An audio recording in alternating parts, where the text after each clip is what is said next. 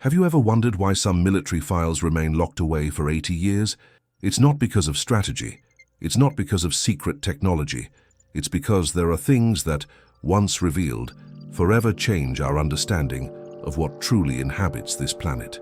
My name is Sergeant Jack Elias, and I've spent the last 15 years of my military career digging through classified archives that most people will never see. I've read reports about experimental weapons, covert operations, and intelligence failures that shaped the course of history. But nothing, and I mean nothing, prepared me for what I discovered in the basement of the Naval Intelligence Building in Norfolk, Virginia, on a cold February morning in 2023. I was there on routine business, updating security clearances for a batch of World War II documents that were finally being declassified. Most of it was standard stuff.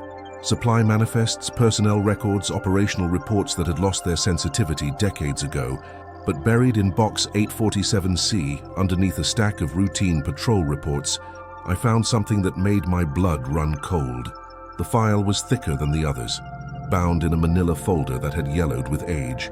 But it wasn't the age that caught my attention. It was the stamp across the front. A red stamp I'd never seen before in all my years handling classified material. Special classification, unidentified phenomenon. Below that, in smaller text, eyes only. Naval Intelligence Division 7. I'd never heard of Division 7. The name on the file was Lieutenant James Jimmy Miller, serial number 2847 Alpha. The date was August 18, 1943. The location was listed as Vella La Vella, Solomon Islands, grid reference E08 Dig 15's 156 degree 45E. But it was the handwritten notepaper clipped to the front that made me sit down hard in my chair. Subject claims contact with unknown marine entity exhibiting signs of advanced intelligence. Recommend immediate classification under Protocol 7. This incident is not to be discussed outside Division 7 personnel. Commander R. Harrison, Naval Intelligence, Protocol 7. I'd been handling classified documents for 15 years, and I'd never heard of Protocol 7. I opened the file with trembling hands, and what I read over the next 3 hours changed everything I thought I knew about what happened in the Pacific during World War II. More importantly, it changed everything I thought I knew about what lives in the deepest parts of our oceans. The report was written in the precise clinical language of military documentation, but between the lines, I could sense something else. Fear. Real, bone-deep terror from men who had seen things that challenged their understanding of reality itself. Lieutenant Miller's account was detailed, specific, and utterly impossible. According to every textbook, every scientific journal, every piece of conventional wisdom about marine biology. But the more I read, the more I realize that conventional wisdom might be dangerously incomplete. You see, Miller didn't just survive 3 days in a life raft in the middle of the Pacific. He didn't just endure dehydration, sunburn, and the constant threat of enemy aircraft. He encountered something that, according to the official record, doesn't exist. But I've seen the photographs. I've read the witness statements. I've examined the physical evidence that was locked away with this file for 8 decades. And I've spoken to Lieutenant Miller himself. Yes, he's still alive. 99 years old as of last month, living in a veterans home in San Diego. And when I mentioned Vella La Vella to him, this tough old pilot, a man who shot down 12 enemy aircraft and survived one of the most brutal theaters of World War II, broke down and cried. "You believe me?" were the first words out of his mouth. After all these years, someone finally believes me. What Miller saw in those crystal-clear waters near the Solomon Islands wasn't a shark. It wasn't an enemy submarine. It wasn't a whale or a giant squid or any other creature that appears in our biology textbooks. It was something that challenged everything we think we know about intelligence, about evolution, and about what kinds of minds might be sharing this planet with us. Today I'm going to tell you exactly what happened to Lieutenant James Miller during those 3 days in August 1943. I'm going to share details that have been hidden from the public for 8 decades. And I guarantee you this, after you hear this story, you'll never look at the ocean the same way again. Because if Miller's account is true, and the evidence suggests it is, then we are not alone on this planet. We never have been. And some of the minds we share it with are far older and far more intelligent than we ever imagined. To understand what happened to Jimmy Miller, you need to understand the hell that was the Solomon Islands campaign in 1943. This wasn't just another theater of World War II. This was where the Pacific War reached its most brutal, desperate phase. Every island was a fortress. Every mile of ocean was a killing field, and every day young men climbed into their aircraft knowing there was a good chance they wouldn't be coming back. The Solomon Islands stretch across nearly 1,000 miles of the South Pacific, a chain of volcanic peaks and coral atolls that, in peacetime, would have been considered paradise. Crystal clear waters, pristine beaches, and some of the most diverse marine life on Earth. But by August 1943, these islands had become the focal point of a campaign that would determine the fate of the Pacific War. The Japanese had been entrenched in the Solomons since early 1942, turning places like Guadalcanal and Bougainville into massive military complexes. They had airfields, naval bases, and tens of thousands of troops dug into positions that had been fortified for over a year. The American strategy was simple in concept, but brutal in execution. Take the islands one by one, establishing airfields and naval bases that would allow them to push further north toward Japan itself. But the Japanese weren't giving up easily. They called their defense of the Solomons Operation Igo, a last-ditch effort to hold their southern perimeter. Every day brought massive air battles as American and Japanese pilots fought for control of the skies above these scattered islands. It was into this maelstrom that Lieutenant James Miller flew every morning. Miller wasn't your typical fighter pilot. While most of his squadron mates were barely out of their teens, farm boys from Iowa and factory workers from Detroit who had learned to fly in the frantic pilot training programs of 1942, Miller was different. At 24, he was practically an old man by fighter pilot standards. He'd been flying since he was 16, working crop dusters in his native Kansas to help support his family during the worst years of the Depression. His father, Thomas Miller, had been a mechanic who lost his job when the local Ford plant closed in 1932. His mother, Sarah, took in laundry to make ends meet. Jimmy was the oldest of 4 children, and from the age of 14, he'd been working whatever jobs he could find to help keep food on the table. But Jimmy had always been drawn to the sky. He'd spend hours watching the mail planes that flew over their small town, dreaming of what it would be like to slip the bonds of earth and soar among the clouds. When old Pete Kowalski, who ran the local airfield, offered him a job fueling planes in exchange for flying lessons, Jimmy jumped at the chance. By the time he was 18, Jimmy Miller could fly anything with wings. Crop dusters, mail planes, even the occasional barnstorming biplane that would show up at county fairs. He had what pilots call natural hands, an intuitive understanding of how aircraft behaved, an ability to feel what a plane was going to do before it did it. When the war started, Miller was one of the first to enlist, not out of patriotic fervor, though he felt that too, but because the Navy offered him something he'd never had before, the chance to fly the most advanced aircraft in the world. The F-4U Corsair was a pilot's dream. With its distinctive bent wings and massive Pratt & Whitney R2800 engine, it was faster and more powerful than anything the Japanese had, but it was also unforgiving. The Corsair had killed more American pilots in training than some enemy aircraft had in combat. It required skill, experience, and the kind of steady nerves that came from years of flying marginal aircraft in dangerous conditions. Miller had all three. By August 1943, he'd been in the Pacific for 8 months. He'd flown 67 combat missions, shot down 12 enemy aircraft, and earned the respect of every pilot in VF-17, the Jolly Rogers squadron. His squadron mates called him Ice, not because he was cold, but because nothing seemed to rattle him. While other pilots would come back from missions shaking with adrenaline, Miller would calmly debrief, check his aircraft, and prepare for the next sortie.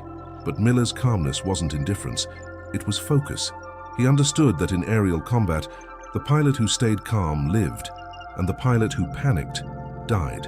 It was that simple. Life aboard the USS Essex was a strange mixture of boredom and terror. For days at a time, the carrier would steam through empty ocean, the pilots playing cards, writing letters home, and trying not to think about the next mission. Then suddenly the alarm would sound, and within minutes dozens of aircraft would be launching into combat. Miller's bunk was in the junior officer's quarters, a cramped space he shared with 3 other pilots. His few personal possessions were stored in a small locker, a photograph of his family back in Kansas, a worn copy of the Pilot's Handbook of Aeronautical Knowledge, and a letter from a girl named Betty, whom he'd met during training in Pensacola. He'd been meaning to write Betty back for weeks, but somehow he never found the words. What could he tell her? That he'd killed 12 men in aerial combat? That he'd watched friends die in balls of fire? That sometimes, late at night, he'd wake up in a cold sweat, hearing the sound of machine guns and the screams of burning pilots. Instead, he wrote to his parents, short, cheerful letters that mentioned the weather and the food, and asked about the harvest back home. He never mentioned the war. His parents had enough to worry about. On the morning of August 15, 1943, Miller woke before dawn with that familiar knot in his stomach. It wasn't fear. He'd learned to manage fear months ago. It was something else. Intuition, maybe. The sense that today was going to be different. The briefing was scheduled for 0630 hours in the squadron ready room.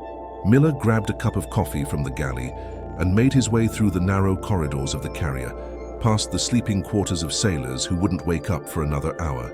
The ready room was already crowded with pilots when he arrived. Lieutenant Commander Tom Blackburn, the squadron CO, was standing at the front of the room next to a large map of the Solomon Islands. Red pins marked known Japanese positions, blue pins marked American bases, and scattered across the map were dozens of yellow pins, unconfirmed enemy activity. "Gentlemen," Blackburn began, his voice cutting through the chatter, "intelligence reports a large formation of Japanese bombers heading for Henderson Field. Betty bombers, probably 20-plus aircraft with fighter escort. Our job is to intercept them before they reach Guadalcanal." Miller studied the map. The intercept point was about 60 miles northwest of Vella La Vella, over open ocean. It would be a long flight, and if they encountered heavy resistance, some of them might not have enough fuel to make it back to the carrier. "Weather is clear, visibility unlimited," Blackburn continued. "Sea state is calm. If anyone goes down, the rescue boys will be standing by." Miller nodded along with the others, but something nagged at him. The intercept point was right at the edge of their operational range. If the Japanese were smart, and they usually were, they'd try to draw the American fighters out as far as possible, forcing them to choose between engaging the enemy and having enough fuel to get home. "Questions?" Blackburn asked. Miller raised his hand. "Sir, what's our backup plan if this turns into a running fight? That's a long way from home plate." Blackburn's expression was grim. "Your backup plan, Lieutenant, is to shoot down the enemy and get back to the ship." Any other questions? There weren't any. There never were. As the pilots filed out of the ready room, Miller's wingman, Ensign Bobby Chen, fell into step beside him. Chen was 19 years old, fresh out of flight training, and this would be only his third combat mission. "You nervous, Ice?" Chen asked, trying to sound casual. Miller looked at the kid, because that's what Chen was, just a kid, and felt a familiar pang of responsibility. In aerial combat, wingmen lived or died based on how well they worked together. Miller had already lost 2 wingmen in his 8 months in the Pacific. He was determined not to lose a third. "Just stay close, Bobby," Miller said. "Do what I do, when I do it. Don't try to be a hero." Chen nodded eagerly. "You got it, Ice. I'll stick to you like glue." Miller hoped that would be enough. At 800 hours, the first Corsairs began launching from the Essex. Miller was third in line, and as he sat in his cockpit waiting for the launch signal, he went through his pre-flight ritual. Check the engine instruments, test the control surfaces, verify the radio frequency, load the guns. The F-4U carried 6 50 caliber machine guns, 3 in each wing. Each gun had 400 rounds of ammunition, a mix of armor-piercing, incendiary, and tracer rounds that could tear apart an enemy aircraft in seconds. Miller had fired those guns in anger dozens of times over the past 8 months, and he'd learned to use them with surgical precision. The catapult officer gave the signal, and Miller pushed the throttle forward. The Corsair's massive engine roared to life, and suddenly he was airborne, climbing into the crystal-clear sky above the Pacific. Below him, the ocean stretched endlessly in all directions, a deep blue that seemed to go on forever. It was beautiful in its way, peaceful. It was hard to believe that somewhere out there, men were preparing to kill each other. Miller formed up with the rest of the squadron and set course for the intercept point. The flight would take 45 minutes, giving him time to think, time to prepare mentally for what was coming. He thought about his family back in Kansas. His father would be working in the fields by now, bringing in the wheat harvest. His mother would be hanging laundry on the line behind their small house. His younger brothers would be getting ready for school. They seemed like people from another world. Miller checked his watch. 0830 hours, 15 minutes to the intercept point. He tested his guns one more time, sending a short burst into the empty sky. The Corsair shuddered slightly as the 6 machine guns fired in unison. Everything was working perfectly. At 08:45 hours, the radar operator on the Essex radioed the squadron. Bandits, bearing 320, Angels 15, distance 30 miles. Miller felt his pulse quicken. Angels 15 meant the enemy was at 15,000 feet. They were coming in high, probably hoping to dive down on Henderson Field before the American fighters could intercept them. "Tally-ho!" came the call from Lieutenant Commander Blackburn. "I see them. Looks like Betty bombers with 0 escort. Count 20+ bombers, maybe 15 fighters." Miller scanned the sky ahead and spotted them. A formation of dark specks against the blue, still too far away to make out individual aircraft, but close enough to see that there were a lot of them. "All right, boys," Blackburn's voice crackled over the radio. "Let's break up this party. Attack the bombers first, then deal with the fighters." Miller pushed the throttle forward and felt the Corsair surge ahead. Beside him, Bobby Chen was keeping perfect formation, just as he'd been taught. The two formations closed rapidly. At a combined speed of over 500 miles per hour, the distance between them disappeared in seconds. Miller could see the enemy aircraft clearly now. Twin-engine Mitsubishi G4M bombers, their bomb bays full of death intended for the Marines on Guadalcanal. And then all hell broke loose. The aerial battle over Vella La Vella began at exactly 08:47 hours on August 15, 1943, and it was unlike anything Jimmy Miller had experienced in his 8 months of combat flying. The Japanese formation was larger than intelligence had reported. Not 20 bombers, but 28, escorted by at least 20 Zero fighters. They were flying in a tight defensive formation, the bombers stacked in 3 levels with the Zeros weaving protective patterns around them, like deadly shepherds guarding their flock. "Jesus Christ," Miller heard someone mutter over the radio. "There's a lot of them." Lieutenant Commander Blackburn's voice cut through the chatter. "Stay focused, boys. Hit the bombers first. Ignore the fighters until the bombers are down." But the Japanese pilots had other ideas. As the American Corsairs dove toward the bomber formation, the Zeros peeled off to intercept them. What followed was a 3-dimensional chess game played at 300 miles per hour, with death as the penalty for making the wrong move. Miller selected a Betty bomber on the left edge of the formation and dove toward it, Bobby Chen glued to his wing. The bomber's gunners had spotted them and were already firing, streams of tracer bullets reaching out like deadly fingers. Miller jinked left, then right, using the Corsair's superior speed to close the distance before the gunners could get a solid bead on him. At 400 yards, he opened fire. The 650 caliber machine guns in the Corsair's wings erupted in a synchronized roar. Miller could see his tracers walking across the bomber's fuselage, sparks flying as the armor-piercing rounds punched through aluminum skin. The Betty's right engine began trailing smoke, then burst into flames. But before Miller could finish his attack run, a Zero dropped down from above, its guns blazing. Miller felt the impacts immediately, a series of sharp bangs as 20mm cannon shells punched through the Corsair's wing. The aircraft shuddered and tried to roll to the right, but Miller fought the controls and managed to keep it level. "Ice, 0 on your 6. Chen's voice was high with adrenaline. Miller pulled into a steep climbing turn, using the Corsair's superior power to outclimb the lighter Japanese fighter. The Zero pilot tried to follow, but his aircraft couldn't match the American plane's climb rate. Miller rolled over at the top of his climb and dove back down, reversing the situation. Now he was behind the Zero. The Japanese pilot was good. He threw his aircraft into a series of violent maneuvers, trying to shake Miller off his tail. But Miller had been flying for 8 years and fighting for 8 months. He anticipated each move, staying locked onto the Zero like a predator stalking its prey. At 200 yards, Miller fired a short burst. His tracers missed, passing just behind the Zero's tail. The Japanese pilot pulled into a sharp left turn, trying to get inside Miller's turning circle. But Miller had been expecting that. He pulled his nose up slightly and fired again, leading the target perfectly. This time, his bullets found their mark.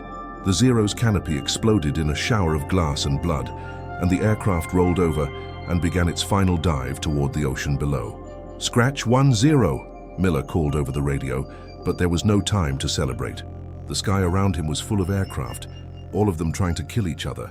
Miller looked around for Bobby Chen and spotted him about a mile away, engaged in a turning fight with another Zero. The kid was holding his own, but Miller could see that the Japanese pilot was slowly gaining an advantage. Miller pushed the throttle to the firewall and dove toward the fight. The Corsair's engine roared as it accelerated past 400 miles per hour. But as he closed the distance, another Zero appeared from nowhere, diving down from the sun. Miller saw the muzzle flashes from the Zero's guns and felt the impacts almost simultaneously. This time, the damage was more serious. His engine began running rough, and he could smell smoke in the cockpit. Worse, his oil pressure was dropping rapidly. "Mayday, mayday," Miller called over the radio. "This is Blue Leader. I'm hit bad. Engine's losing oil pressure." The Zero that had hit him was coming around for another pass, but Miller was no longer in any condition to fight. His engine was running on borrowed time, and he needed to get out of the combat area before it seized completely. Miller pushed the nose down and dove toward the ocean, trading altitude for speed. Behind him, he could hear the continuing battle, the chatter of machine guns, the roar of engines, the desperate calls of pilots in trouble. "Ice, where are you?" It was Bobby Chen's voice, tight with fear. "I'm hit, Bobby. Engine's going. I'm heading for the deck. I'm coming with you." "Negative." Miller's voice was sharp. "Stay with the formation. That's an order." Miller was down to 5,000 feet now, and his engine was running worse by the second. The oil pressure gauge was reading 0, and the cylinder head temperature was climbing into the red. He had maybe 2 minutes before the engine seized completely. At 3,000 feet, the engine made a sound like a giant clearing his throat, coughed twice and died. Suddenly, the cockpit was eerily quiet. No engine noise, no radio chatter, just the whistle of wind over the Corsair's wings as it glided toward the ocean below. Miller had trained for this scenario dozens of times, but training and reality were two different things. He was 60 miles from the nearest friendly base, with no engine and a rapidly sinking aircraft. His only chance was to execute a perfect water landing and hope that the rescue services could find him before the Japanese did, or before something else did.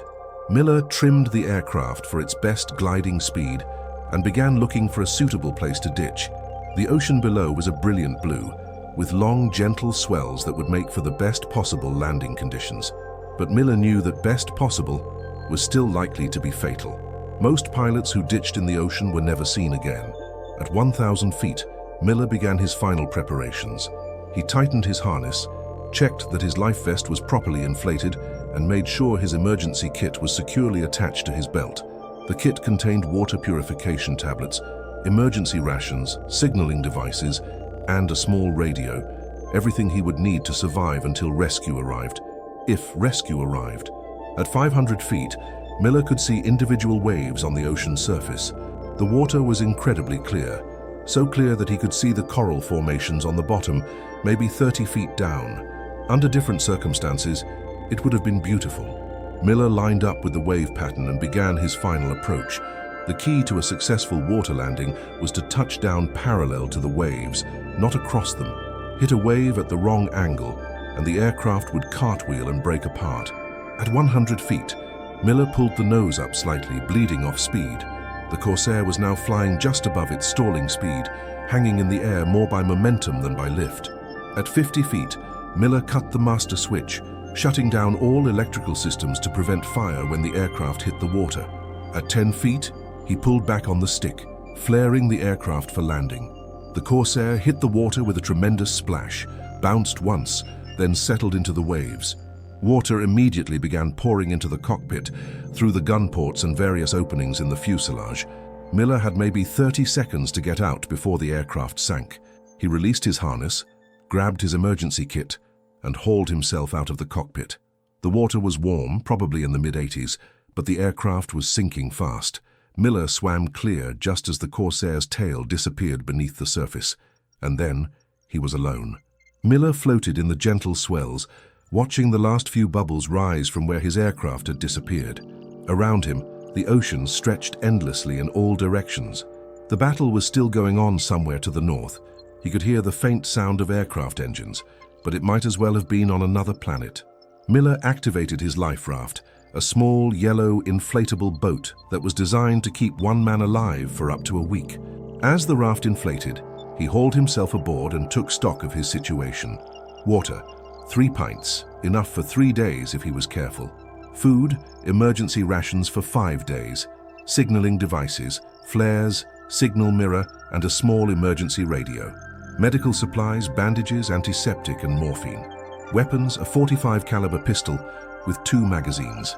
Miller checked the radio first. It was a small, battery-powered unit with a range of maybe 20 miles under ideal conditions. He extended the antenna and tried to raise the Essex.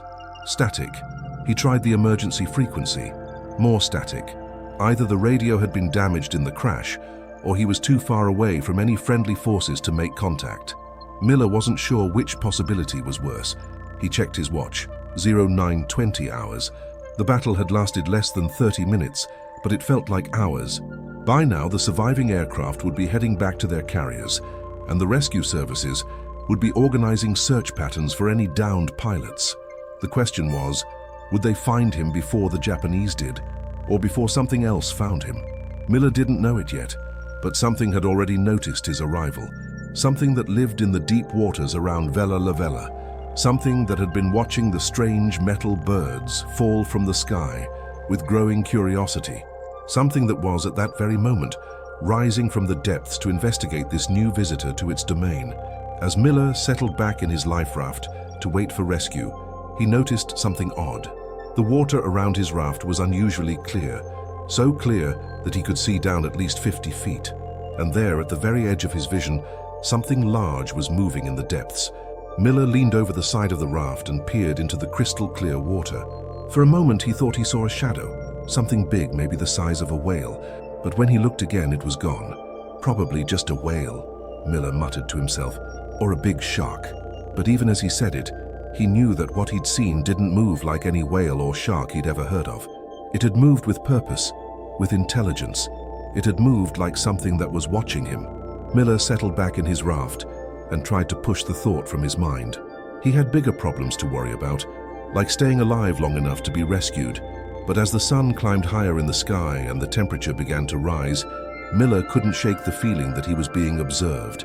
Every few minutes, he would scan the water around his raft, looking for any sign of movement. And sometimes, just sometimes, he thought he saw something looking back. The first thing that struck Miller about being alone in the middle of the Pacific Ocean was the silence. Not complete silence. There was the gentle lapping of waves against his life raft, the whisper of wind across the water, and the distant cry of seabirds. But after months of living aboard an aircraft carrier, surrounded by the constant noise of engines, machinery, and hundreds of men, the relative quiet was almost overwhelming. Miller forced himself to focus on immediate priorities. Survival training had drilled into him the rule of threes. You could survive 3 minutes without air, 3 days without water, 3 weeks without food. He had air and water, so food was his least immediate concern. His most pressing needs were protection from the sun and maintaining his body temperature when night fell. The life raft was well designed for survival. It had a small canopy that could be erected to provide shade, pockets for storing supplies, and even a small fishing kit. Miller set up the canopy first. The tropical sun was already becoming intense, and sunburn could be as deadly as dehydration in these conditions. As he worked, Miller tried to estimate his position. The battle had taken place about 60 miles northwest of Vella La Vella, and he'd glided maybe 10 miles before ditching. That put him roughly 50 miles from the nearest land, too far to swim, but close enough that rescue aircraft should be able to find him if they knew where to look. The question was, did they know where to look? Miller had managed to get off a mayday call before his radio died, but he wasn't sure if anyone had heard it.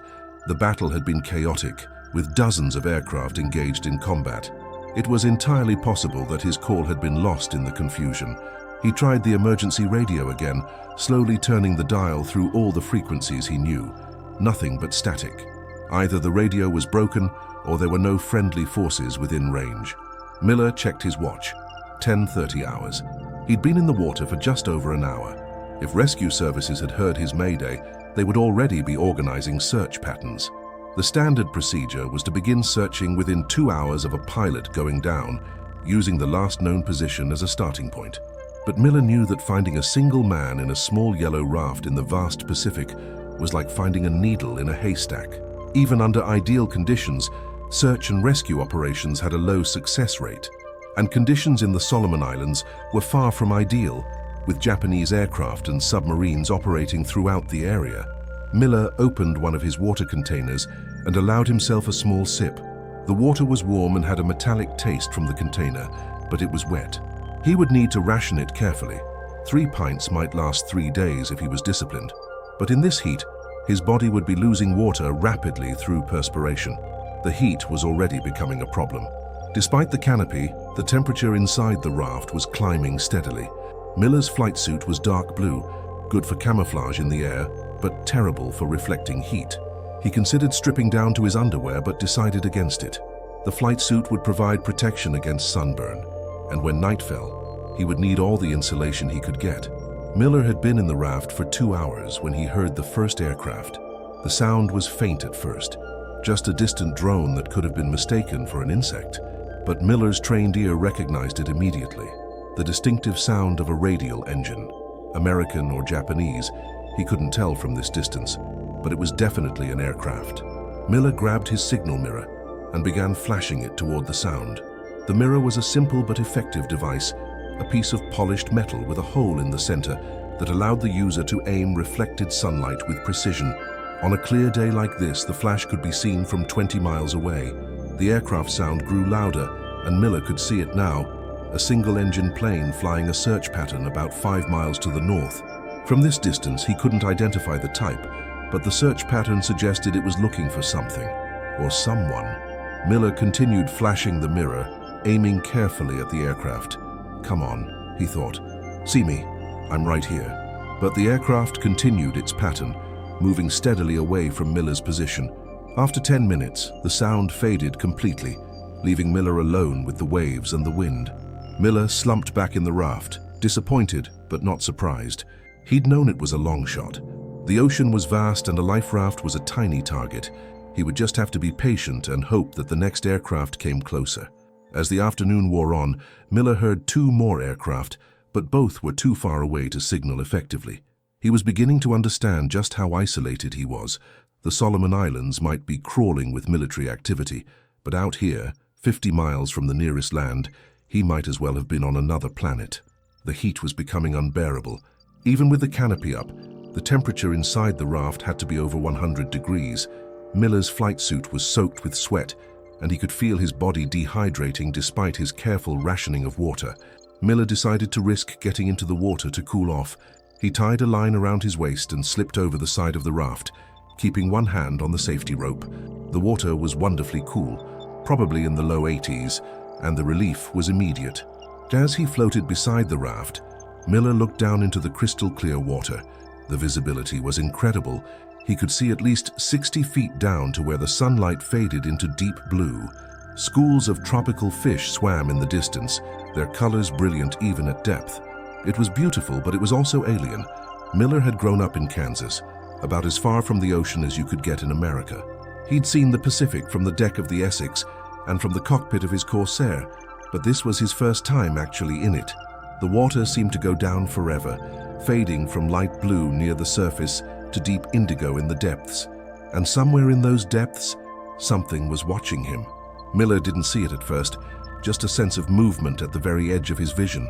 When he turned to look directly, there was nothing there. But the feeling persisted, the unmistakable sensation of being observed. Miller had felt this before during combat missions over enemy territory. It was the feeling of being in someone else's crosshairs, of being hunted. But this was different. This felt curious, as if whatever was watching him was trying to understand what he was, rather than planning to attack him. Miller climbed back into the raft and checked his watch. 1,500 hours. He'd been in the water for 6 hours. The afternoon was wearing on, and he needed to prepare for his first night alone in the Pacific. As the sun began to sink toward the western horizon, Miller took stock of his situation. He had water for 2 more days, food for 4. His radio was useless, but he had flares and a signal mirror for attracting attention. Most importantly, he was uninjured and thinking clearly. But as the light began to fade, Miller became aware of something else. The water around his raft was beginning to glow. At first, he thought it was just the reflection of the setting sun, but as darkness fell, the glow became more pronounced. The water was exhibiting bioluminescence, a phenomenon Miller had heard about but never seen. Microscopic organisms in the water were producing their own light, creating an eerie blue-green glow that followed the movement of the waves. It was beautiful, but it was also unsettling. The glow made it impossible to see into the water with any clarity. Anything could be moving beneath the surface, and Miller would never know it was there until it was too late. As full darkness fell, Miller heard it for the first time. A low, rhythmic sound coming from beneath the water. It wasn't mechanical. No engine or propeller could make a sound like that. It was organic, but unlike anything Miller had ever heard, the sound was deep, almost below the threshold of human hearing. Miller felt it as much as heard it, a vibration that seemed to resonate in his chest. It lasted for about 30 seconds, then stopped. Miller waited, listening intently. After 5 minutes, the sound came again. Same pitch, same duration, but this time it seemed to be coming from a different direction. Miller tried to rationalize what he was hearing. Whales, maybe. He knew that whales used sound to communicate over long distances, but this didn't sound like any whale song he'd ever heard recordings of. This was more structured, more deliberate. The sound came a third time, and this time Miller was sure it was closer. Whatever was making the sound was moving, circling his raft at a distance of maybe 100 yards. Miller checked his .45 pistol, making sure it was loaded and ready. He knew that a handgun would be useless against a large marine predator, but it made him feel better to have it ready. The sound came again, and this time it was accompanied by something else, a faint glow in the water, moving in a slow circle around the raft. Miller leaned over the side and peered into the bioluminescent water. The glow was definitely artificial, too bright and too focused to be natural bioluminescence. It looked almost like lights, arranged in patterns. As Miller watched, the lights moved closer. He could see them clearly now. A series of blue-green lights arranged along what appeared to be a large, elongated shape. The shape was moving slowly, deliberately, staying just at the edge of clear visibility. Miller's rational mind tried to find an explanation. A submarine, maybe. But no submarine he knew of had lights like that, and the shape was wrong. Too organic, too fluid. The lights circled the raft 3 more times, then stopped directly beneath it. Miller could feel something large moving in the water below, but he couldn't see what it was. The bioluminescence was too bright, creating a curtain of light that obscured everything beneath. Then, suddenly, the lights went out. Miller waited in the darkness, his heart pounding. The only sounds were the gentle lapping of waves and his own rapid breathing. Whatever had been circling his raft was still there. He could sense its presence, but it was no longer advertising itself with lights. Miller spent the rest of the night awake, listening and watching. Occasionally, he would hear the deep rhythmic sound, but the lights didn't return. As dawn approached, exhaustion finally overcame his vigilance, and he dozed fitfully in the bottom of the raft. When he woke, the sun was already well above the horizon, and the water around his raft was once again crystal clear. There was no sign of whatever had visited him during the night. But as Miller checked his supplies and prepared for his second day alone in the Pacific, he noticed something that made his blood run cold. Attached to the side of his raft, just below the waterline, was something that hadn't been there the night before. It was about the size of a dinner plate, metallic in appearance, and it was pulsing with a faint blue light. Miller stared at it for a long moment, trying to understand what he was seeing. It looked almost like a scale, but no fish he'd ever heard of had scales that large or that bright. As he watched, the scale detached itself from the raft and sank slowly into the depths, its light fading until it disappeared completely. Miller sat back in his raft, his mind reeling. Whatever had visited him during the night, it had left him a message or a gift or a warning. He just wasn't sure which. Miller woke on his second morning in the Pacific, with a splitting headache and a mouth that felt like it was full of cotton. The tropical sun was already beating down mercilessly, and despite his careful rationing, dehydration was beginning to take its toll. But it wasn't the physical discomfort that troubled him most. It was the memory of what he'd seen during the night. In the harsh light of day, it was easy to dismiss the glowing lights and strange sounds as hallucinations brought on by stress and dehydration. But the metallic scale that had attached itself to his raft, that had been real. He was sure of it. Miller checked his supplies. He had less than 2 pints of water remaining, enough for perhaps 36 hours if he was extremely careful. His food would last longer, but without water, food became irrelevant. He needed to be rescued soon, or he would join the thousands of other airmen who had simply vanished over the Pacific. The morning passed slowly. Miller tried the radio every hour, scanning through all the frequencies he knew, but heard nothing except static. He used his signal mirror to flash at two aircraft that passed within visual range, but both were too far away to see his signals. By noon, the heat inside the raft was becoming unbearable. Miller's flight suit was soaked with sweat, and he could feel his body temperature rising dangerously. He needed to cool off, but the memory of the previous night's visitor made him reluctant to enter the water. Finally, the heat overcame his caution. Miller tied his safety line around his waist and slipped over the side of the raft, gasping with relief as the cool water enveloped his overheated body. As he floated beside the raft, Miller looked down into the crystal-clear depths. The water was so transparent that he felt like he was flying rather than swimming, suspended in blue space with the ocean floor visible far below. Schools of tropical fish moved through the water like living clouds, their scales flashing silver and gold in the filtered sunlight. It was then that Miller saw it clearly for the first time. At first, it was just a shadow at the very edge of his vision, a dark shape moving slowly across the sandy bottom, perhaps 60 feet below. Miller turned to look directly at it, expecting it to disappear like a mirage. But it didn't disappear. If anything, it became more distinct. The creature was enormous, at least 40 feet long, and proportioned unlike anything Miller had ever seen or heard described. It had the general shape of a whale, but the proportions were all wrong. The head was too large, the body too serpentine, and there were appendages, not fins but something more like arms, that moved with deliberate, intelligent purpose. As Miller watched, transfixed, the creature stopped moving and seemed to sense his observation. Slowly, deliberately, it turned and looked up at him. Miller's breath caught in his throat. The creature's eyes were huge, easily 3 feet across, and they displayed an intelligence that was unmistakably aware. This wasn't the blank stare of a shark or the gentle curiosity of a whale. This was the focused attention of a mind that was studying him, analyzing him, trying to understand what he was. For perhaps 30 seconds, man and creature regarded each other across 60 feet of crystal-clear water. Miller felt like he was being examined by an alien intelligence, something so far removed from human experience that communication seemed impossible. Yet there was something in those enormous eyes that seemed almost familiar, a curiosity that reminded him of the way his younger brother had looked at insects under a magnifying glass. Then the creature moved, and Miller's scientific detachment evaporated into pure terror. The thing rose through the water with impossible grace, its massive bulk moving as smoothly as a dancer. As it ascended, Miller could see details that his mind struggled to process.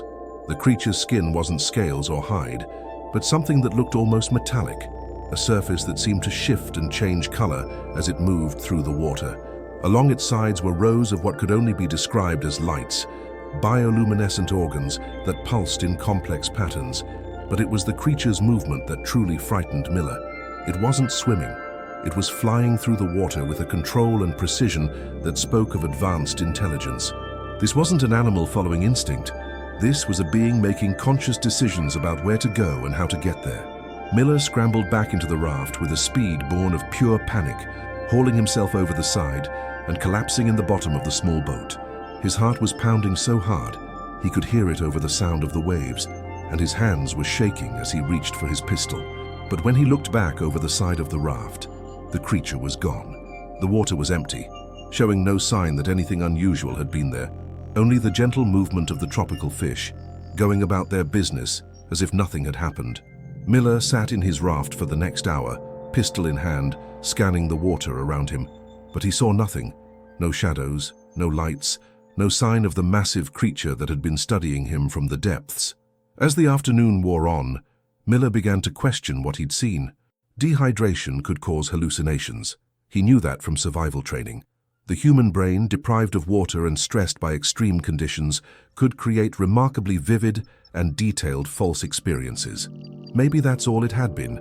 Maybe his mind was simply creating monsters to explain the strange sounds and lights he'd experienced during the night. But even as he tried to rationalize what he'd seen, Miller couldn't shake the memory of those enormous, intelligent eyes. Whatever he'd encountered down there, it had been real, and it had been watching him. The afternoon passed without incident. Miller heard several aircraft in the distance, but none came close enough for him to signal effectively. As the sun began to sink toward the western horizon, he prepared for his second night alone in the Pacific. This time, he was ready. Miller had spent the afternoon preparing. He'd loaded his pistol and placed it within easy reach. He'd organized his flares so he could fire them quickly if needed. Most importantly, he'd rigged a simple early warning system using his fishing line. He'd tied one end to his wrist and let the other end trail in the water with a small weight attached. If anything large moved near the raft, the line would tug on his wrist and wake him. As darkness fell, the water around the raft began to glow with bioluminescence. Miller watched the eerie blue-green light ripple across the surface, beautiful and alien. He'd read about bioluminescence in National Geographic, but seeing it in person was like witnessing magic. The first sound came at approximately 2100 hours. It was the same deep, rhythmic tone Miller had heard the previous night, but this time it was closer, much closer. The sound seemed to come from directly beneath the raft, a vibration so low and powerful that Miller could feel it in his bones. Miller gripped his pistol and peered over the side of the raft. The bioluminescent water made it impossible to see more than a few feet down, but he could sense something large moving beneath him. The fishing line attached to his wrist was taut, indicating that something was disturbing the water below. Then the lights appeared. They started as faint glows in the depths, barely visible through the natural bioluminescence, but as Miller watched, they grew brighter and more distinct. There were dozens of them, arranged in complex patterns along what appeared to be an enormous shape, moving slowly beneath the raft. The lights pulsed in sequences, not random flashes, but organized patterns that suggested communication. Miller found himself trying to decode the sequences, looking for repetition or structure that might indicate meaning. Some patterns repeated, others seemed to be responses to the first. It was like watching a conversation conducted in light. As the display continued, Miller realized that he was witnessing something unprecedented. This wasn't just bioluminescence. This was technology. The lights were too organized, too purposeful to be natural. Whatever was down there was using artificial illumination to communicate, just as humans used radio waves or signal flags. The implications were staggering. If this creature was using technology, then it possessed intelligence comparable to or exceeding human intelligence. And if there was one such creature, there were probably others. An entire civilization might exist in the deep oceans, unknown to the surface world. Miller was so absorbed in watching the light display that he almost missed the most significant development of the night. The creature was rising. The lights grew brighter as they approached the surface, and Miller could begin to make out the shape that carried them. It was even larger than he'd estimated, at least 60 feet long, and proportioned like nothing in any biology textbook. The head was massive and elongated, with what appeared to be sensory organs arranged around a mouth that could easily swallow a man whole. But it was the eyes that captured Miller's attention. They were enormous, easily 4 feet across, and they glowed with their own internal light. But more than their size, it was their expression that transfixed Miller. These weren't the blank eyes of a predator, or the simple awareness of an animal. These eyes showed intelligence, curiosity, and something that Miller could only describe as kindness. The creature surfaced slowly, its massive head breaking the water perhaps 20 feet from Miller's raft. Water cascaded from its metallic hide as it rose, and Miller could see that what he'd taken for scales were actually something far more sophisticated, a surface that seemed to be covered with intricate patterns that shifted and changed like a living circuit board. For a long moment, man and creature regarded each other in silence. Miller felt like he was in the presence of something ancient and wise, a being that had been swimming in these waters since before humans had learned to build boats. The creature's eyes seemed to be studying him with the same intensity that he was studying it, as if each was trying to understand what the other represented. Then the creature began to move around the raft in a slow, deliberate circle. It wasn't threatening. If the creature had wanted to harm Miller, it could have done so easily. Instead, its movement seemed almost ritualistic, like a formal greeting or introduction. As it circled, the lights along its body pulsed in new patterns, more complex than anything Miller had seen before. Miller found himself responding instinctively. He picked up his signal mirror and began flashing it in patterns that mimicked what he was seeing from the creature. It was a crude attempt at communication, but it was the best he could do with the tools available. The creature's response was immediate and unmistakable. The light patterns changed, becoming simpler and more repetitive. It was as if the creature was adjusting its communication to match Miller's limited capabilities. the way an adult might simplify their language when speaking to a child. For the next hour, Miller and the creature engaged in a primitive form of communication. Miller would flash his mirror in simple patterns, and the creature would respond with lights. Gradually, Miller began to recognize certain sequences, what might have been greetings, questions, or acknowledgements. It was during this exchange that Miller made a discovery that would haunt him for the rest of his life. As the creature moved closer to the raft, Miller could see details of its construction that defied everything he thought he knew about biology. The creature's hide wasn't organic, it was manufactured. What he'd taken for skin was actually a sophisticated covering made of some unknown material that could change color and texture at will. The lights weren't bioluminescent organs, but artificial devices embedded in the creature's surface. Even the creature's shape seemed to be partially artificial, as if its natural form had been enhanced or modified by technology. Miller was looking at a cyborg, a fusion of biological and artificial components that was far beyond anything human science could create. The implications were staggering. Not only was there intelligent life in the oceans, but that life had achieved a level of technological sophistication that made human achievements look primitive by comparison. As dawn approached, the creature's behavior changed. The light patterns became more urgent, almost frantic. Miller got the impression that the creature was trying to tell him something important, but he lacked the knowledge to understand what it was. Then, as the first rays of sunlight began to penetrate the water, the creature did something that Miller would never forget. It approached the raft directly, its massive head rising until it was only a few feet from where Miller sat. For a moment, Miller thought it was going to attack, and he gripped his pistol tightly. But instead of attacking, the creature extended what could only be described as an arm, a flexible appendage that ended in something resembling a hand. The appendage moved slowly, deliberately, until it was almost touching the side of the raft. Miller understood. This was an offer of contact, a gesture of friendship from one intelligent being to another. Against every instinct screaming at him to stay away, Miller reached out and touched the creature's appendage. The contact was electric, literally. Miller felt a mild shock run through his hand, but it wasn't painful. Instead, it was like touching a live wire that carried information instead of electricity. For just a moment, Miller felt like he was connected to something vast and ancient, a consciousness that spanned not just this creature, but an entire network of similar beings. In that instant of contact, Miller understood that he was not just meeting one creature, but making first contact with an entire civilization. A civilization that had been watching humanity's development with the same interest that humans might watch the behavior of dolphins or whales. Then the contact was broken, and the creature began to submerge.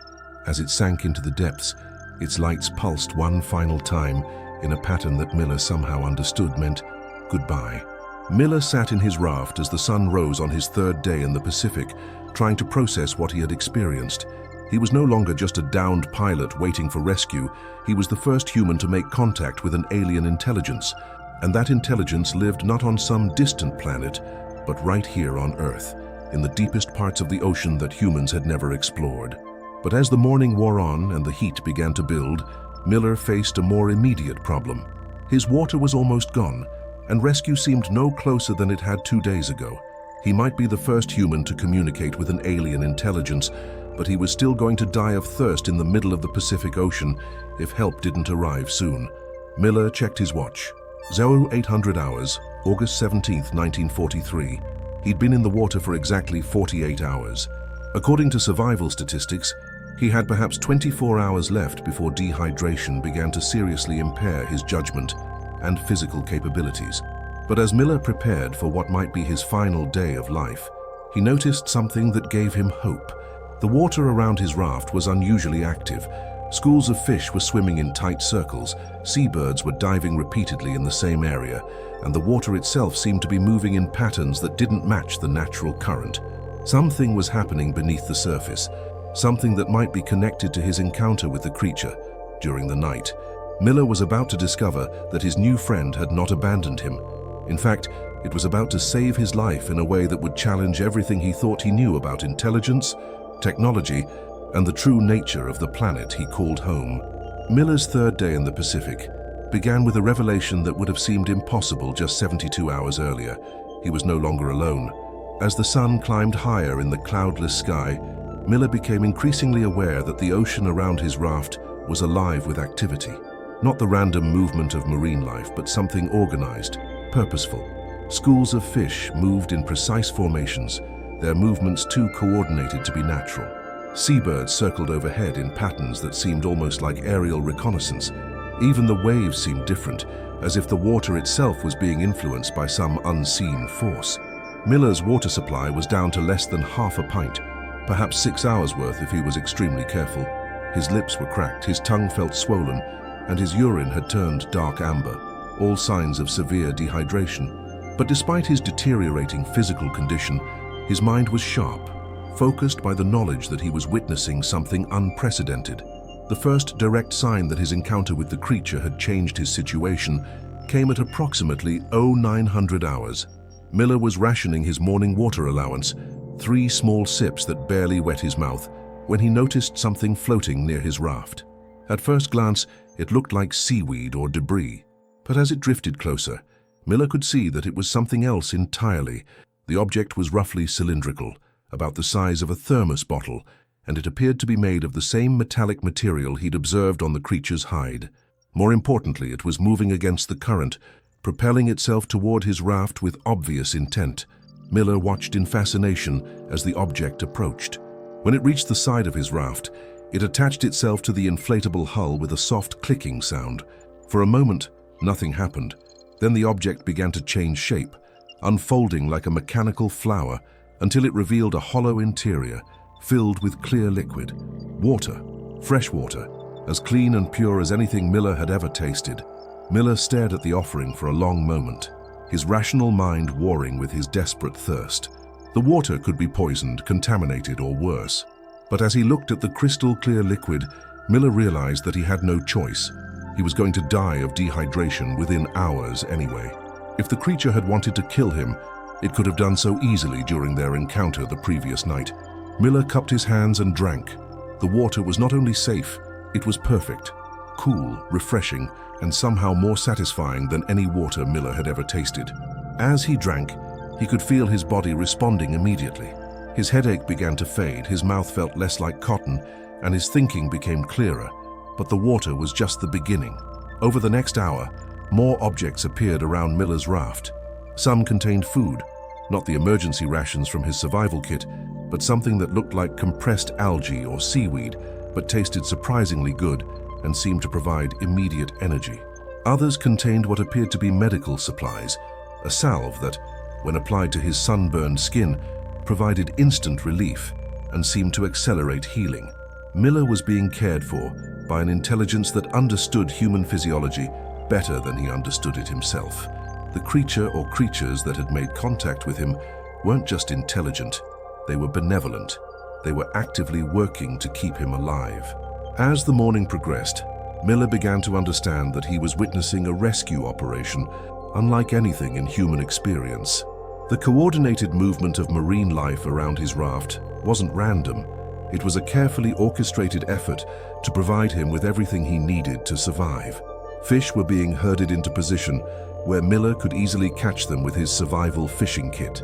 Seabirds were dropping fresh seaweed and other edible materials onto his raft. Even the waves seemed to be working in his favor, keeping his raft stable and preventing it from drifting into dangerous currents. But it was the communication that truly amazed Miller. Throughout the day, he received what could only be described as messages. Objects would appear near his raft, each one containing not just supplies but information. Some objects projected holographic images when activated, 3-dimensional displays that showed Miller's location relative to nearby islands, weather patterns, and even the positions of aircraft and ships in the area. The technology was so far beyond anything Miller had seen that he could barely comprehend how it worked. The holographic projectors were no larger than his thumb, yet they could create detailed, full-color images that hung in the air with perfect clarity. The images were obviously meant to reassure him, showing him that rescue was possible, that he wasn't forgotten, that help was on the way. But the most remarkable communication came in the form of what Miller could only describe as a history lesson. One of the objects that appeared near his raft contained what appeared to be a recording device. When Miller activated it, The device projected a series of images that told a story spanning millions of years. Miller watched in awe as the device showed him the evolution of life in Earth's oceans, the rise and fall of various species, and the gradual development of intelligence in the deep waters. The images revealed that the creature Miller had encountered was part of an ancient civilization that had existed in Earth's oceans for millions of years. They had watched the rise of life on land, the evolution of mammals, and eventually the emergence of human intelligence. They had been observing human development for thousands of years, studying human behavior with the same scientific curiosity that humans studied other species. But the images also revealed something more disturbing. The ocean civilization was dying. Climate changes, pollution, and the increasing noise from human shipping and military activities were disrupting the delicate ecosystems that the ocean dwellers depended on. Their population was declining, their technology was failing, and their ancient cities in the deep ocean trenches were being abandoned one by one. Miller's encounter with the creature hadn't been accidental. He had been chosen, selected as a potential ambassador between the two species. The creature had been studying him, evaluating his character, determining whether humans were ready for contact with an older, wiser civilization. The implications were staggering. Miller wasn't just a downed pilot waiting for rescue. He was potentially the first human ambassador to an alien civilization that had been sharing Earth with humanity for millions of years. As the afternoon wore on, Miller found himself in an increasingly surreal situation. He was being sustained by technology that seemed like magic, educated by beings whose intelligence dwarfed human achievement, and prepared for a role that no human had ever played before. But even as he marveled at what he was experiencing, Miller remained focused on his immediate situation. He was still stranded in the middle of the Pacific Ocean, still dependent on rescue by human forces that might never find him. The ocean civilization could keep him alive indefinitely, but they couldn't return him to his own world. That would require human intervention. It was late in the afternoon when Miller heard the sound he'd been hoping for since his aircraft went down, the distinctive drone of multiple aircraft engines growing steadily louder. Miller grabbed his signal mirror and began flashing it toward the sound. As the aircraft came into view, he could see that it was a formation of American search planes, probably PBY Catalinas based on their distinctive silhouette. They were flying a standard search pattern, methodically covering every square mile of ocean in their assigned sector. But as Miller watched the aircraft approach, something extraordinary happened. The water around his raft began to glow. It started as a faint luminescence, barely visible in the bright afternoon sunlight. But as the aircraft drew closer, the glow intensified until the entire area around Miller's raft was blazing with blue-green light. The bioluminescent display was so bright that it could be seen clearly from the air, marking Miller's position like a beacon. The ocean civilization was helping him signal for rescue. The lead aircraft spotted the light immediately and banked toward Miller's position. Within minutes, the entire formation was circling overhead, and Miller could see the crew members pointing at his raft and the glowing water around it. But even as rescue approached, Miller faced a dilemma that would haunt him for the rest of his life. How could he explain what he had experienced? How could he tell his rescuers about the ancient civilization that lived in the ocean depths, about the technology that had kept him alive, about the first contact between humans and an alien intelligence? Miller looked down at the objects that had sustained him throughout the day. As he watched, they began to dissolve, breaking down into component molecules that disappeared into the water without a trace. The ocean civilization was erasing all evidence of their intervention, leaving only Miller's testimony to prove that the encounter had ever happened. The first rescue aircraft was already beginning its landing approach, its hull skimming the waves as it prepared to pick up the downed pilot. Miller had perhaps 10 minutes before he would be back in the human world, back among people who would never believe what he had experienced. As the aircraft touched down and began taxiing toward his raft, Miller made a decision that would define the rest of his life. He would tell the truth about what he had seen, regardless of whether anyone believed him. The ocean civilization had trusted him with their secret, had chosen him as a potential bridge between two species. He owed them honesty, even if it cost him his reputation or his career. But as the rescue crew pulled Miller from his raft and helped him into the aircraft, he realized that the ocean civilization had given him one final gift. In his pocket, wrapped in waterproof material, was a small object that hadn't been there when his aircraft went down. It was a scale from the creature he had encountered, but it was unlike any biological material Miller had ever seen. The scale was metallic, inscribed with intricate patterns that seemed to shift and change when viewed from different angles. Most remarkably, it glowed with its own internal light, a soft blue-green radiance that pulsed in rhythm with Miller's heartbeat. The scale was proof, physical evidence that his encounter had been real, that the ocean civilization existed, that first contact between humans and an alien intelligence had actually occurred. As the rescue aircraft climbed into the sky and headed back toward the fleet, Miller clutched the scale tightly in his hand. He was no longer just a survivor. He was a witness to one of the most significant events in human history. But he was also a man with a secret that the world wasn't ready to hear. The rescue of Lieutenant James Miller should have been a routine operation. Pick up a downed pilot, provide medical attention, and return him to his unit for debriefing. But from the moment the PBY Catalina touched down near Miller's life raft, it was clear that this was anything but routine. Chief Petty Officer Mike Kowalski had been flying search and rescue missions in the Pacific for 18 months, and he'd seen everything from pilots who'd been in the water for minutes to men who'd been adrift for weeks. He knew what to expect: dehydration, sunburn, exhaustion, and often delirium brought on by exposure and stress. But Miller was different. "Jesus Christ," Kowalski muttered as he helped pull Miller from the raft. "You look like you just stepped out of a hotel." It was true. Despite being in the water for 3 days, Miller showed remarkably few signs of exposure.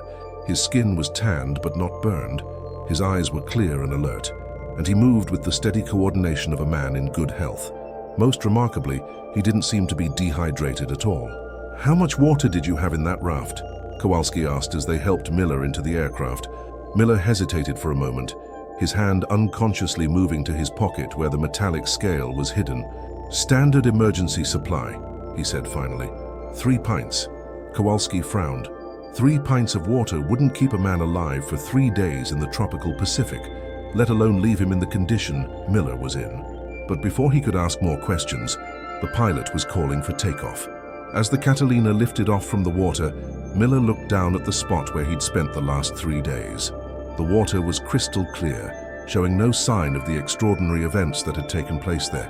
But Miller knew that somewhere in those depths, an ancient intelligence was watching, waiting to see what he would do with the knowledge he'd been given. The flight back to the fleet took 2 hours.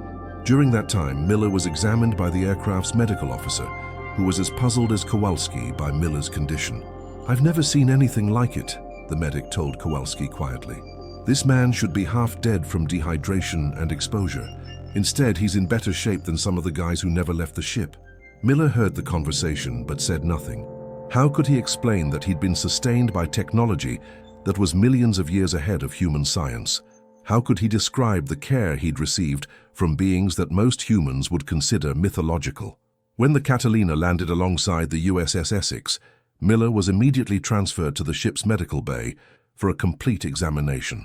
The ship's doctor, Commander Robert Harrison, was a veteran of the Pacific campaign who had treated hundreds of combat casualties and survival cases. Harrison's examination was thorough and increasingly puzzled. Miller's vital signs were normal. His blood chemistry showed no signs of dehydration or malnutrition, and his overall condition was remarkably good for someone who had supposedly survived 3 days in a life raft with minimal supplies. "Lieutenant," Harrison said finally, "I need you to tell me exactly what happened out there. And I mean exactly. Don't leave out any details, no matter how insignificant they might seem." Miller took a deep breath. This was the moment he'd been dreading and anticipating since his rescue. He could lie, tell a simple story of survival that would satisfy the medical board and allow him to return to duty, or he could tell the truth and risk being labeled as delusional or worse. Miller chose the truth. He started with the aerial battle and his forced landing, details that were straightforward and verifiable. But when he reached his first night in the raft, Miller began to describe events that challenged everything Harrison thought he knew about the natural world. Miller spoke of the deep, rhythmic sounds that had come from beneath the water.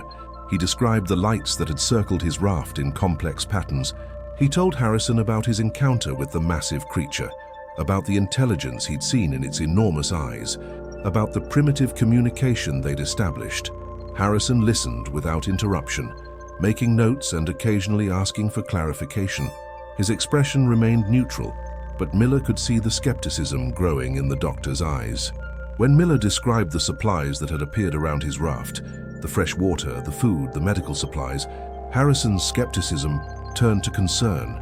"Lieutenant," Harrison said carefully, "you're describing events that are highly unusual. Are you certain these things actually happened? Dehydration and exposure can cause very vivid hallucinations." Miller reached into his pocket and pulled out the metallic scale. He placed it on Harrison's desk, where it immediately began to glow with its soft blue-green light. Harrison stared at the object in silence for a long moment. He picked it up, examined it from every angle, held it up to the light. The scale was unlike anything he'd ever seen, clearly artificial but made from materials that didn't exist in any reference book. "What is this?" Harrison asked quietly. "Proof," Miller said simply. "Proof that everything I've told you is true." Harrison spent the next hour examining the scale with every instrument available in the ship's medical bay. He tested its weight, its conductivity, its response to various chemicals. Nothing he did could explain what the object was made of, or how it produced its internal light. Finally, Harrison set the scale aside and looked directly at Miller. "Lieutenant, I'm going to ask you this once, and I want you to think very carefully before you answer. Are you absolutely certain that the events you've described actually happened? Are you willing to stake your career, your reputation, and possibly your freedom on the truth of this story?" Miller didn't hesitate. "Yes, sir. Every word of it." Harrison nodded slowly. "In that case, Lieutenant, this conversation is now classified at the highest level. You will not discuss these events with anyone except authorized personnel. Is that understood?" "Yes, sir." Harrison picked up his phone and placed a call to the ship's intelligence officer. Within an hour, Miller found himself in a secure compartment deep in the Essex's hull, facing a panel of officers he'd never seen before. The interrogation lasted for 6 hours. They went over every detail of Miller's story dozens of times, looking for inconsistencies or contradictions. They brought in experts on marine biology, oceanography, and psychology. They subjected Miller to tests designed to detect deception or mental instability. Through it all, Miller stuck to his story. He described the creature in minute detail, drew diagrams of the light patterns he'd observed, and provided technical specifications for the objects that had sustained him. Most importantly, he continued to produce the metallic scale as physical evidence of his encounter. The scale proved to be the most compelling aspect of Miller's testimony. Despite extensive testing, the panel of experts could not determine what it was made of or how it functioned. The material was unlike anything in the known periodic table, and its ability to produce light without any apparent power source defied the laws of physics as they were understood in 1943. As the interrogation continued, Miller began to understand that he was no longer just a pilot who had survived a combat mission. He had become a security issue, a man in possession of information that could potentially change humanity's understanding of its place in the universe. The final phase of the interrogation was conducted by a man who introduced himself only as Mr. Smith from Naval Intelligence. Smith was different from the other officers, older, more experienced, and clearly accustomed to dealing with information that fell outside normal military channels. "Lieutenant Miller," Smith began, "assuming that your account is accurate, you have potentially made first contact with a non-human intelligence. Do you understand the implications of that?" Miller nodded. "I think so, sir." "I don't think you do," Smith said quietly. "If word of this encounter were to become public, it could cause panic, social upheaval, and potentially the collapse of existing religious and scientific paradigms. The knowledge that humanity is not alone on this planet, that we share it with beings whose technology and intelligence far exceed our own, could fundamentally alter the course of human civilization." Smith leaned forward in his chair. "That's why this information must remain classified, not just for the duration of the war, but potentially forever. Are you prepared to carry this secret for the rest of your life?" Miller thought about the creature he'd encountered, about the ancient civilization living in the ocean depths, about the trust they had placed in him by revealing themselves. He thought about the scale in his pocket, glowing softly with alien light. "What about them?" Miller asked. "What about the beings I encountered? Don't they have a right to make contact if they choose to?" Smith's expression was grim. "Lieutenant, humanity is currently engaged in the most destructive war in its history. We're developing weapons that could potentially destroy all life on Earth. "Do you really think we're ready for contact with a superior alien civilization?" Miller was quiet for a long moment. Finally, he nodded. "I understand, sir, but I won't lie about what happened. If asked directly, I'll tell the truth." "You won't be asked directly," Smith assured him. "Your official report will state that you survived 3 days in a life raft using standard emergency procedures. There will be no mention of any unusual encounters or phenomena. Is that clear?" "Yes, sir." Smith stood up and walked to the door. Before leaving, he turned back to Miller one final time. "Lieutenant, you've been given a great privilege and a great burden. You're the first human to make contact with an alien intelligence. That makes you one of the most important people in human history, but it also makes you one of the most dangerous. I trust you understand the responsibility that comes with that knowledge." After Smith left, Miller was alone in the secure compartment for several hours. He used the time to think about everything that had happened, everything he had learned, and everything he would have to keep secret for the rest of his life. When the door finally opened again, it was Commander Harrison who entered. "Lieutenant," Harrison said, "you're being transferred to a stateside assignment. Officially, you're being rotated home after completing your combat tour. Unofficially, you're being removed from the combat zone to prevent any possibility of you being captured and interrogated by enemy forces." Harrison handed Miller a set of orders. "You'll be flying transport missions on the West Coast. Safe, routine work that will keep you away from combat situations where you might be tempted to discuss your experiences." Miller looked at the orders, then at Harrison. "What about the scale?" Harrison's expression was troubled. "That's being transferred to a special research facility. Scientists will study it, try to understand what it is and how it works. But the results of that research will remain classified indefinitely." Miller nodded, understanding that he was being separated from the only physical proof of his encounter. Without the scale, his story would be nothing more than the unsubstantiated claims of a combat pilot who had been under extreme stress.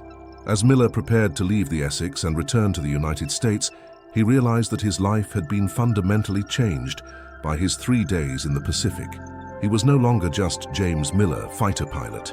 He was James Miller, keeper of humanity's greatest secret. But as he walked to the aircraft that would take him away from the Pacific theater, Miller made a silent promise to the ancient intelligence he had encountered in the depths. Someday, when humanity was ready, when the world was prepared for the truth, he would tell his story. He would wait as long as necessary, but he would not let the truth die with him. The official report filed by Lieutenant James Miller regarding his survival experience was a masterpiece of military bureaucracy, detailed enough to satisfy procedural requirements, yet sanitized of anything that might raise uncomfortable questions. According to the record, Miller had executed a textbook water landing after his F-4U Corsair suffered engine failure during combat operations. He had survived 3 days in a standard life raft using regulation emergency supplies and procedures. His rescue had been accomplished by routine search and rescue operations, with no unusual circumstances noted. The report was filed, classified at a routine level, and forgotten by everyone except a small group of intelligence officers who knew the real story. Miller's transfer to the West Coast was processed with unusual speed. Within a week of his rescue, he found himself at Naval Air Station Alameda, assigned to a transport squadron flying cargo runs between California and Hawaii. It was safe, routine work, exactly what naval intelligence had intended. But Miller's new assignment came with an invisible escort. He was never told directly, but he gradually became aware that his activities were being monitored. His mail was delayed, suggesting it was being read before delivery. His phone calls were sometimes interrupted by strange clicks and static, and occasionally he would notice the same faces in different locations, men who seemed to be keeping track of his movements. Miller understood. He was a security risk, a man who possessed information that could potentially destabilize society. The monitoring wasn't malicious. It was protective, designed to ensure that he didn't inadvertently reveal what he had experienced in the Pacific. For the first few months after his return, Miller tried to resume a normal life. He wrote letters to his family in Kansas, dated a nurse from the base hospital, and flew his assigned missions without complaint. But the weight of his secret grew heavier with each passing day. Miller found himself studying oceanography in his spare time, reading everything he could find about deep-sea exploration and marine biology. He followed the work of researchers like William Beebe and Otis Barton, who were using primitive bathyspheres to explore the ocean depths. He wondered what they might find if they went deep enough. if they knew what to look for. But Miller's research only reinforced how little humanity knew about the ocean. In 1943, humans had explored less than 1% of the deep sea. The vast majority of the ocean remained as mysterious and unknown as the surface of Mars. An entire civilization could exist in those depths without humanity ever knowing it was there. The psychological toll of keeping such a monumental secret began to affect Miller's performance. His squadron commander noted that the once reliable pilot had become distracted and moody. His fellow pilots found him increasingly withdrawn, prone to staring out at the ocean for hours without speaking. It was during one of these periods of contemplation that Miller made a decision that would define the rest of his military career. He requested a meeting with his commanding officer and asked to be transferred to a desk job. "I'm not cut out for flying anymore, sir," Miller told Colonel James Patterson. "I'd like to work in intelligence if possible, maybe help with pilot debriefings or survival training." Patterson was puzzled by the request. Miller was one of his best pilots, with an exemplary combat record and no apparent physical or psychological problems. But something in Miller's eyes suggested that the request was non-negotiable. "Any particular reason, Lieutenant?" Patterson asked. Miller chose his words carefully. "I've learned some things about survival that I think could be useful to other pilots, things that aren't in the standard training manuals." Patterson approved the transfer, and Miller found himself assigned to the intelligence section at Alameda. His new job involved debriefing pilots who had been shot down or forced to ditch in the Pacific, helping them write reports and providing guidance for future survival training. It was perfect cover for what Miller really wanted to do: collect information about unusual encounters in the Pacific. Over the next 2 years, Miller interviewed hundreds of pilots, aircrew members, and sailors who had spent time in the waters around the Solomon Islands. Most had routine stories of survival and rescue, but a very few, described experiences that echoed Miller's own encounter. There was Lieutenant Bob Chen, no relation to Miller's former wingman, who reported seeing unusual lights beneath his life raft during a night rescue operation. Ensign Mike Rodriguez described a large shadow that had followed his raft for hours before rescue arrived. Chief Petty Officer Tom Wilson swore that something had pushed his damaged seaplane toward shore after he'd been forced to land in heavy seas. None of these men had seen anything as dramatic as Miller's encounter with the creature, but the pattern was unmistakable. Something in the Pacific waters was taking an active interest in downed airmen, something that was helping them survive until rescue arrived. Miller carefully documented these accounts, creating an unofficial file that he kept locked in his personal safe. He never told the men he interviewed about his own experience, but he encouraged them to provide as much detail as possible about anything unusual they had observed. The file grew slowly, but steadily. By the end of the war, Miller had collected over 30 accounts of unusual phenomena in the Pacific, ranging from unexplained lights to mysterious sounds to encounters with unidentified marine life. But Miller's most significant discovery came not from interviewing other survivors, but from his access to classified intelligence reports. In his role as an intelligence analyst, Miller had clearance to read reports from a wide variety of sources: submarine patrols, reconnaissance flights, weather stations, and scientific expeditions. Most of the information was routine, but occasionally Miller would find references to phenomena that matched his own experience. There was a submarine report describing anomalous sonar contacts that moved too fast and too intelligently to be natural marine life. A weather station on a remote Pacific island reported unusual bioluminescent activity that occurred in patterns too regular to be natural. A scientific expedition studying deep-sea trenches near the Philippines reported finding artificial structures on the ocean floor that didn't match any known geological formations.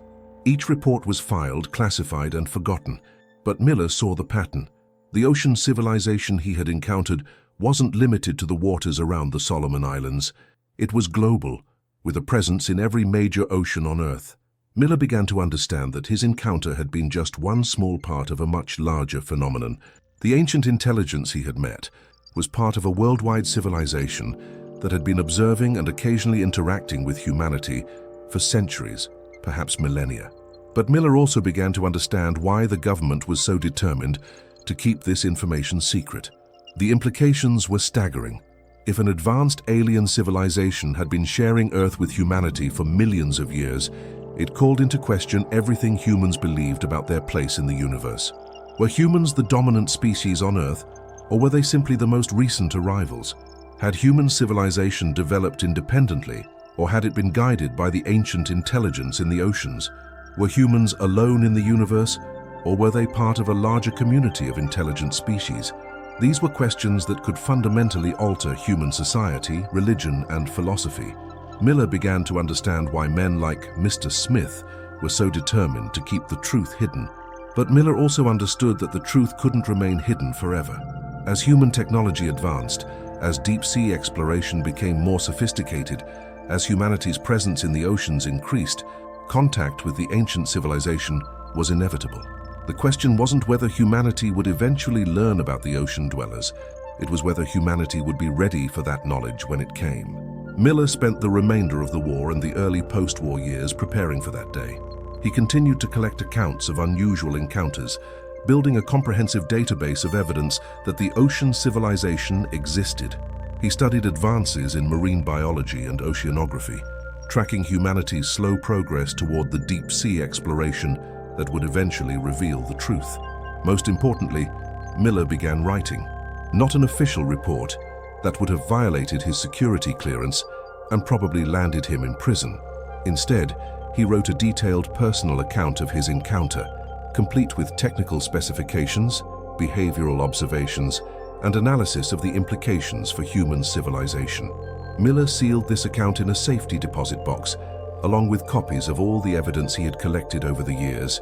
He left instructions that the box should be opened only in the event of his death, or if official contact with the ocean civilization was established.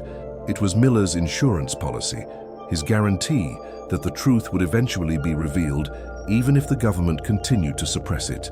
But as the years passed and Miller transitioned from active duty to civilian life, he began to wonder if he would live to see the day when humanity was ready for the truth. The ocean civilization had trusted him with their secret, had chosen him as a potential bridge between two species, but that bridge had never been built, and Miller sometimes wondered if he had failed in his mission. It wasn't until decades later, when an aging Miller met a young military historian named Jack Elias, that he finally found someone who was ready to hear the truth. And it wasn't until the classified files were finally opened in 2023 that the world learned about the most significant event in human history, an event that had been hidden in plain sight for 80 years.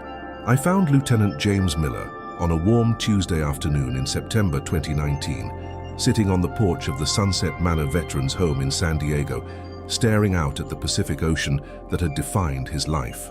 At 99 years old, Miller was one of the oldest surviving World War II pilots. His body was frail, his hands shook with age, but his eyes, those same blue eyes that had stared into the depths of the Pacific in 1943, were still sharp and alert.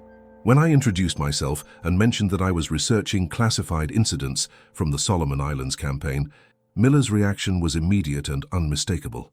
His hands stopped shaking, his back straightened, and for a moment I could see the young fighter pilot he had once been. "Which incident?" he asked quietly. "Vella la Vella," I said. "August 1943. A pilot named James Miller." Miller was quiet for a long moment, his eyes fixed on the distant horizon. When he finally spoke, his voice was barely above a whisper. "You believe me?" he asked. "After all these years, someone finally believes me." That was when I knew I had found something extraordinary. Over the next 6 months, I visited Miller dozens of times. Slowly, carefully, he told me his story. Not the sanitized version that appeared in his official military record, but the real story. The encounter that had been classified for 76 years. Miller had spent decades wondering if he was insane, if the events he remembered had been nothing more than hallucinations brought on by dehydration and stress. The government's insistence on secrecy had only reinforced his doubts. Without the metallic scale as proof, he had nothing but his own memories to validate his experience. But Miller had never stopped believing. He had continued to collect evidence, to document similar encounters, to prepare for the day when humanity would be ready for the truth. His safety deposit box contained thousands of pages of documentation, photographs, and analysis spanning nearly 8 decades. Most remarkably, Miller had maintained contact with the ocean civilization. Not direct contact. He had never again encountered the massive creature that had saved his life in 1943. But over the years, Miller had developed a sensitivity to their presence. He could sense when they were near, could sometimes receive impressions or emotions that seemed to come from the depths. Miller told me that the ocean civilization was still there, still watching, still waiting for humanity to mature enough for open contact. But they were also still dying. Climate change, pollution, and the increasing noise from human activities were continuing to disrupt their ancient way of life. "They're patient," Miller told me during one of our conversations. "They've been waiting for millions of years. They can wait a little longer, but they won't wait forever." Miller died on March 15, 2020, just 3 days after his 100th birthday. His last words to me were a request: "Tell the story, Jack, tell them the truth. Humanity needs to know." I promised him I would. Miller's funeral was a small affair. A few relatives, some fellow veterans, and me. But as we stood by his graveside overlooking the Pacific, I noticed something unusual. The water near the shore was glowing with a faint bioluminescence, pulsing in slow, rhythmic patterns that seemed almost like a farewell. After the funeral, I opened Miller's safety deposit box and found treasures beyond imagination. Decades of research, hundreds of documented encounters, and detailed analysis of humanity's slow progress toward the deep-sea exploration that would eventually reveal the truth. But the most remarkable item in the box was a letter addressed to me personally, written in Miller's careful handwriting. "Sergeant Elias, if you are reading this, then I have passed on, and you have become the keeper of humanity's greatest secret. The responsibility is now yours. I have spent 77 years carrying this knowledge, wondering if I was chosen for a purpose or simply cursed with an impossible burden. I believe now that I was chosen, not just to make first contact, but to prepare the way for the revelation that must eventually come. Humanity is not ready for the truth. We are still too violent, too divided, too focused on our own petty conflicts to accept the existence of a superior intelligence. But we are getting closer. Each year, our technology advances. Each year, we explore deeper into the oceans. Each year, we become a little more capable of understanding our place in the larger universe. The ocean civilization knows this. They are waiting for the right moment, the right circumstances, the right messenger to reveal themselves to the world. I believe that messenger might be you. Use the evidence I have collected. Tell the story carefully, thoughtfully, with respect for both species involved. Help humanity prepare for the day when we are no longer alone. And remember, they are not our enemies. They are our teachers, our guides, our partners in the great adventure of consciousness. They have been protecting us, nurturing us, waiting for us to grow up enough to join them as equals. That day is coming. I won't live to see it, but you might. Make me proud. James Miller, Lieutenant, United States Navy First Human Ambassador to the Ocean Civilization. As I write this in 2023, 3 years after Miller's death, I am still processing the implications of what he shared with me. The evidence is overwhelming, the documentation is meticulous, and the pattern of encounters continues to this day. But Miller was right. Humanity isn't ready for the truth. We are still too divided, too focused on conflict, too limited in our understanding of intelligence and consciousness to accept the existence of an ancient civilization that has been sharing our planet for millions of years. Yet the signs are everywhere for those who know how to look. Deep-sea exploration continues to reveal structures and phenomena that don't fit conventional explanations. Marine biologists report behaviors in ocean life that suggest coordination and intelligence far beyond what should be possible. And occasionally, very occasionally, someone has an encounter that echoes Miller's experience in 1943. The ocean civilization is still there, still watching, still waiting. Climate change and human activity continue to threaten their existence, but they endure. They are patient in ways that humans can barely comprehend, but their patience is not infinite. As human technology advances, as our presence in the oceans increases, as our impact on marine ecosystems grows, the possibility of accidental contact increases. When that contact occurs, and it will occur, humanity's reaction will determine whether we join the community of intelligent species or destroy ourselves through fear and ignorance. That's why I'm telling this story now. Not because humanity is ready for the truth, but because we need to start preparing for it. We need to begin the long process of expanding our understanding of intelligence, consciousness, and our place in the universe. James Miller spent 77 years carrying humanity's greatest secret. Now that burden falls to all of us. The ocean is vast, ancient, and alive with intelligence that we are only beginning to understand. We are not alone on this planet. We never have been. The question is, what are we going to do with that knowledge? The answer will determine not just our future, but the future of every intelligent species on Earth. As I finish writing this account, I'm sitting in the same spot where I first met James Miller, on the porch of the Sunset Manor Veterans Home, looking out at the Pacific Ocean. The sun is setting, painting the water in shades of gold and crimson, and I can't help but wonder what lies beneath those gentle waves. Miller's story has consumed my life for the past 4 years. I've verified every detail I could, cross-referenced his accounts with classified documents, and interviewed dozens of people who had similar experiences. The evidence is overwhelming, but it's also fragmentary, pieces of a puzzle so vast that no single person can see the complete picture. But patterns are emerging. Reports of unusual marine activity are increasing. Deep-sea exploration missions are finding structures that don't match any known geological formations. Marine biologists are documenting behaviors in ocean life that suggest coordination and intelligence far beyond current scientific understanding. Most significantly, the encounters are becoming more frequent. Just last month, I received a call from a Coast Guard officer who had rescued a fishing crew off the coast of Alaska. The fishermen reported that their nets had been repeatedly freed from underwater obstacles by something large and intelligent. When their boat's engine failed in rough seas, they claimed that something had pushed them toward shore until rescue arrived. The Coast Guard officer who called me had read my preliminary research papers on unusual marine encounters. He wanted to know if I thought the fisherman's story was credible. I told him it was entirely consistent with a pattern of behavior that has been documented for over 80 years. The ocean civilization that Miller encountered is still there, still helping, still protecting human lives when possible. But they're also still waiting for humanity to acknowledge their existence. I believe that acknowledgement is coming sooner than most people think. In 2019, the US Navy officially acknowledged the existence of unidentified aerial phenomena that displayed flight characteristics beyond current human technology. The admission came after decades of denial and secrecy, forced by overwhelming evidence and pressure from military personnel who had witnessed these phenomena firsthand. I believe we're approaching a similar moment with regard to unidentified marine phenomena. The evidence is mounting, the witnesses are becoming more credible, and the scientific community is slowly beginning to acknowledge that our oceans contain mysteries that current theories cannot explain. When that acknowledgement comes, and it will come, James Miller's story will provide crucial context for understanding what we're dealing with. His account offers a framework for comprehending intelligence that is ancient, benevolent, and fundamentally different from human consciousness. But Miller's story also carries a warning. The ocean civilization he encountered is dying.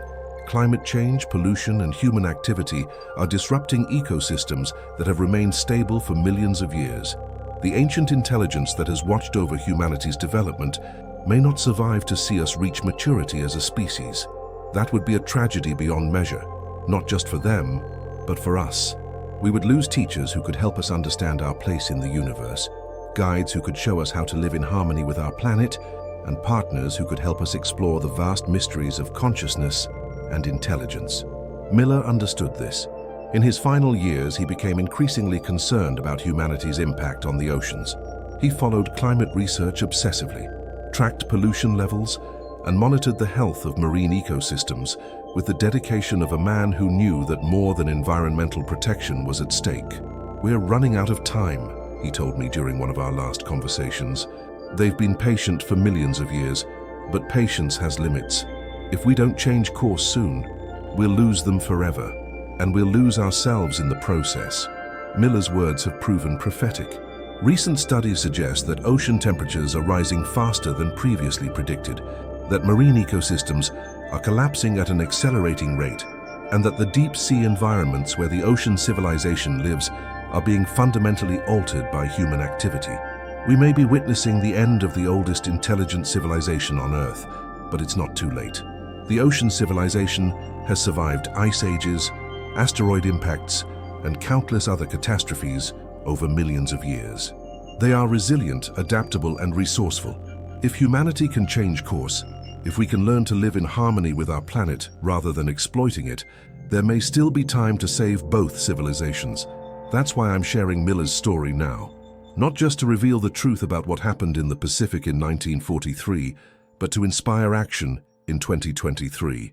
We need to protect our oceans not just for environmental reasons, but because they are home to intelligence that could transform our understanding of life itself. The choice is ours. We can continue on our current path, treating the oceans as dumping grounds and resources to be exploited, and watch as the oldest civilization on Earth disappears forever. Or we can recognize that we share this planet with intelligence that is ancient, wise, and willing to help us become better than we are. James Miller made his choice in 1943, when he reached out and touched an alien intelligence with trust rather than fear. He spent the rest of his life preparing humanity for the day when we would have to make that same choice as a species. That day is coming. The signs are everywhere for those who know how to look.